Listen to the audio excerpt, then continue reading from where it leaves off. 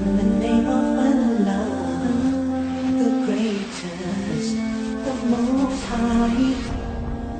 Allah Azza wa Jalla, you are my only one true love.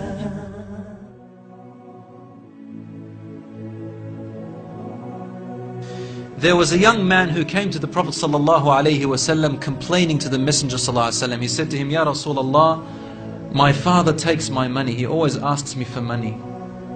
Rasul ﷺ said, well, call your father.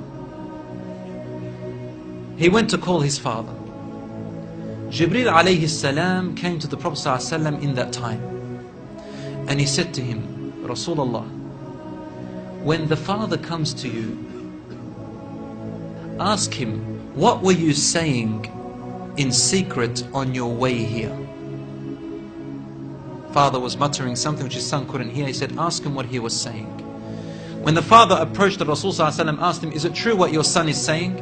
The father said, Ya Rasulullah, if he only knew what I'm using his money for anyway. I'm using it to look after his poor auntie. She is left without anybody. Where else am I putting it? Only in places where I have to. Using it towards his family. The Prophet ﷺ said, look, I want to ask you a question. Tell me about what you were saying in secret when you were coming towards me here.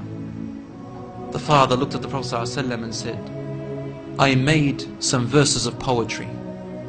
Rasul ﷺ said, please say them to me. And he said, oh son, I nourished you when you were a baby.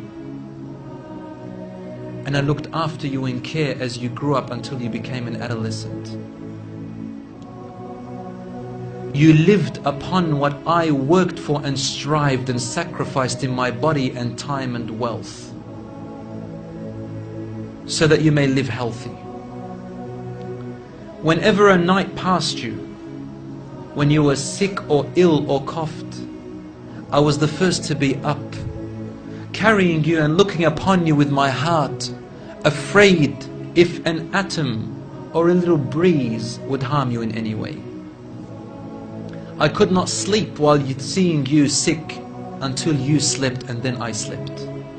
He said, when I used to see you sick, it was as if I was the one who was sick and ill, and so my eyes would always overwhelm with tears, but you never knew.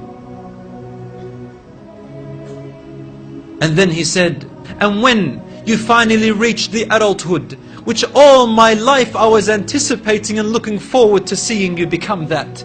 I mean, this is all he's doing, right? He's raising him, waiting for the day he's going to get married, the day when he will get his qualifications and finish, the day when he will get his skill, the day when he can stand on his feet, the day when he will rejoice, until you reach the day when I have all my life anticipated in my heart to see you reach and rejoice.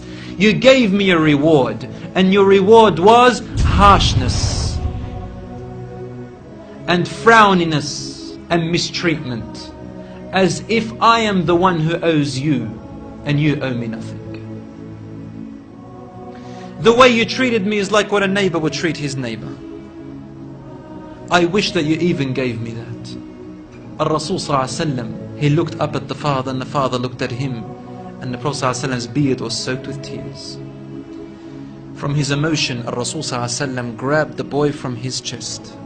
He shook him and said to him, you and everything you own belongs to your father. This hadith is narrated in Ibn Majah. Today we see children taking their own parents to court because they took their house or their property. Allahu Akbar.